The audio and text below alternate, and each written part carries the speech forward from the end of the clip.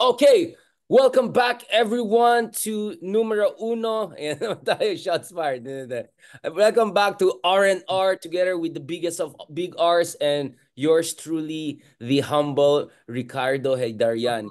Salamat, Sir Ronald, for joining us, Secretary. Parang contradiction ng terms yun. That's exactly the point. Humble at saka humble at saka Haydarian. Malapit na mga Oxford din ng Heydarian after Shimenet at Imeldific. Kung may Imeldific, may Heydarian. Okay. Sir Ronald, balikan natin ito. Let's talk about Alice Go. So in the previous episode, we talked about Kibuloy's arrest and what does it say about, in fairness, some positive developments in PNP, how General Torre is the man of the month, if not the man of the moment. Para naman hindi purong sila diwata at saka ganun. Pag-usapan naman natin si General Torre, di ba? Hindi puro mga notorious. In fairness, I think he's showing the way forward. Sir Ronald, before I go to Alice, do you think despite yung selfie fan meet debacle na nangyari the other day, the other week rather, with Alice Go, do you think the PNP and DILG is moving in the right direction overall? Do you think there's a chance na medyo maayos-ayos natin ito before we talk about Senate taking Well, over Alice Go portfolio again? yeah. May magandang opportunity ngayon dahil after magsalita ni Espenido, yung poster boy ng Tokhang dati, na inamin niya that the biggest crime organization is the Philippine National Police, bagsak yung moral ng mga membro ng PNP. Di ba? Ngayon, ito ay a breath of fresh air para sa kanila. 'Di ba? Dahil very professional yung kanilang handling dito. Kahit sila ay inaatake from all sides. No less than the Vice President, the Mayor, 3 senators, SMNI, etc. Former President Duterte. Pero hindi sila narattle, no? Naka-focus sila and they delivered the goods, no? Na-deliver nila si Kabuloy na sinusubukang i-spin na sumuko. Ano ba yun? The ultimate sacrifice. Mga ugok talaga, no? So, Yeah, yun yung, I mean, yun yung... they were really trying to Pero, provoke, di ba? They were trying to provoke PNP to make a mistake, make drama, make themselves look like a victim. But hindi, oo, hindi sila nakalusot eh. oo. Tapos, naging issue pa yung human rights. Di ba? Naiyak ka ba ron? Naiyak ka ba ron, Big R? Na yung Ronald, I human think rights every nila time ay wala na nalaglag. yung subscription ko ng Netflix, yung mga drama, manonood ako ng mga Davao drama. Libre. Pag na-Ilocano ako, ba't pa ako mag-Netflix? Manonood ako ng mga Davao Diaries. Davao Diaries. Pero How nanood ako ng mahigit 4 hours dito sa Senate hearing. No? Almost 5 hours nanonood ako simula alas. tumanda tayo bigla. Diba? Pinanood ko dahil naghahanap ako ng something revealing, something defining, diba? Well, wala naman masyado dahil 2/3 ng hearing, inaasahan na natin, narinig na natin, diba? Yung mga kasinungalingan ni Alice Goo, naulit lang eh. Ang bago lang dyan, yung 1/3, yung kanyang escape and rescue. Diba? Parang na-rescue siya eh. Yun yung kanyang drama. So He kung was ultimate rescued sacrifice kay after Kibuloy. 1.5 months na tumakas Ronald, pa. I think we have to emphasize this. If the Kibuloy camp Oh. is claiming they made the ultimate sacrifice, at ano ang tawag mo doon? Sukuhuli? Oh. Sukuhuli? Ito Oh. naman, hindi lang pala na-repatriate, Oh. na-rescue pala siya. She was rescued. Ang Rescued, dami kasi rescued. ang dami kasing death threats. Kaya siya ay masaya na siya ay nahuli. 'Di ba? No? Parang matagal na akong ulul pero inuulol pa ako, 'di ba? Yung ganun yung dating sa akin no. Davao Doon ako Diaries. nagagalit. Davao Diaries. Doon ako nagagalit eh. Pero ang mahalaga rito ay una, dapat huwag makalimutan, dalawang senador ang nagsimula nito. Si Senator Risa at saka si Na Win magaling. Gatchalian. Na magaling dito. Kanina, lahat ng senador nandun na yata eh. Ito yata yung Si biggest, Tolentino nandun. Bakit sila? most well-attended Senate hearing. Di ba? Biglang naririnig ko na lang si Bong Revilla nagsasalita. Tapos naririnig ko si Bato nagsasalita tungkol dun sa death threats. Sinasakyan niya yung death threat narrative ni Alice Goo. Tapos nandito si Tol, no? Dito si Francis Si Tolentino. Francis, aba? Papaliwanag, no? Mga transition. Tapos nandito si Jinggoy, nagchichismax. Oy, si No, puro Jingoy, chismis tatanong naman sa siya sa boyfriend. boyfriend. Sa boyfriend. No? Sabay. Tapos bago matapos, ito si Bongo. Nung ko lang narinig na ganun katagal nagsalita si Bongo defending Digong na linawin na wala Nagsasalita si siyang Bongo? link dito kay Alice Wala Goo. Yun yung nagsasalita si last one. Bongo. Ngayon ko lang Oo, narinig. kanina no, siya yung pinakahuli.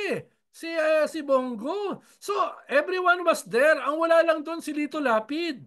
Si Lito Lapid lang wala. Everybody was there. Performative politics, lahat sila. Wait, wait, Iba-ibang wait. I have angle. one question, Sir Ronald. May hindi ka mention the Villars. Andiyan ba si Cynthia at saka yung si Wala, ano? Si wala. Mark? Yung mga Hindi ko pa narinig si defender. Mark sa buong Oo, Senate. wala si Kwan. Wala si Amy Marcos. Di ba? No, wala si Boy. Amy Marcos, no? I and me and myself. Oo, pero ang daming senador kanina, no? Lahat sumasakay. Tapos kaya hirap na hirap si Risa mag-chair eh. Dati ang dali niya mag-chair, dalawa lang sila eh. Ngayon ang dami, kanya-kanyang anggulo, Actually, kanya-kanyang tama ka. epal, Noong una, 'di ba? walang tumutulong sa kanila. Parang kawawa silang dalawa, no? In fairness 'Di naman kay ba? Sherwin, di ba? Even if Mm. hindi siya opposition. Pero kanina, Oo. pati si Sherwin, parang pinapabilis na ni Risa eh. Kasi syempre, siya sanay si Sherwin na he'll have their floor to expose. Parang na-realize na, Oo. dami pala nakapila dito. Yun, tapos ayun nga, buti na lang dinedebunk ni Risa yung rescue narrative, yung death threat narrative. Hindi niya masagot eh. Sino ba nag-threaten sa iyo? No, hindi niya masagot eh. Dahil malay mo kung wala namang death threats, inimbento lang niya yan, di ba? Dahil look, tumakas siya for 1.5 months. Before that, nagsinungaling siya. Napatunayan na lahat ng sinabi niya ay kasinungalingan, no? Tapos, eto ngayon siya, nung nahuli siya, aba, nung nahuli siya, ni-rescue pa siya. Parang Yung siya. only in the Philippines, di ba? Only in the Philippines, di ba? Kung hindi ka nahuli, nasaan ka na? No? Nasa Guangdong ka na ba? Nasa Xiamen ka na ba? Nasaan ka na kung hindi ka nahuli? Kaya salamat din dun sa mga Indonesians. No? For a while nga, ang sinasabi nila, sana si Kibuloy ay pumunta na ng Indonesia para siya ay dun mahuli. No? Yun ang sinasabi last Yun yung week. joke natin, di ba? Pauli natin sa Indonesia. Kaso, may kapalit Oo. siguro yan, di ba? Hiningin nila yung Australian na drug dealer, suspected drug dealer. May Oh, kapalit. pero kwan lang yun eh. Death Finload lang penalty naman ng eh. Indonesia. Hindi Parang biro. finload lang siya. Hindi naman siya seryosong offer eh. Kaya nung sinabi na hindi pwede, edi hindi pwede. Tapos. No? Mema lang, para lang may Oh, masabi. tapos. Oh. Grabe, grabe. Pero, based dun sa sagot ni, kasi very evasive kanina, sabi na meron akong concurrent cases ngayon about ganito, trafficking, ganun. Puro nag-evade-evade lang si Madam kanina, di ba? Nagka-Cassandra Ong Well, moves, di ba? Kasi Ong moves. it's a modified. I refuse to answer because my answer might incriminate me. It's the same eh. Diba? Yun ang sinasabi niya. Oh. Tsaka Kaya parang iba na itsura hindi niya naman kanina. Hindi na hindi siya naman siya takot. fresh. Oh, siyempre hindi naman siya takot ma-contempt Oo. dahil doon naman siya nilagay sa custodial center ng Philippine National Police na doon naman niya talaga gusto. Right. Kaya nga maganda yung proposal ni Jinggoy, no? Doon siya sa Pasay City Jail, no? Paano kung ilalagay mo Uy, siya sa Pasay ano City ah. Jail, sa Quezon City Jail, yung mga preso doon tutulog nakatayo dahil sobrang sikip at sobrang dami ng surot.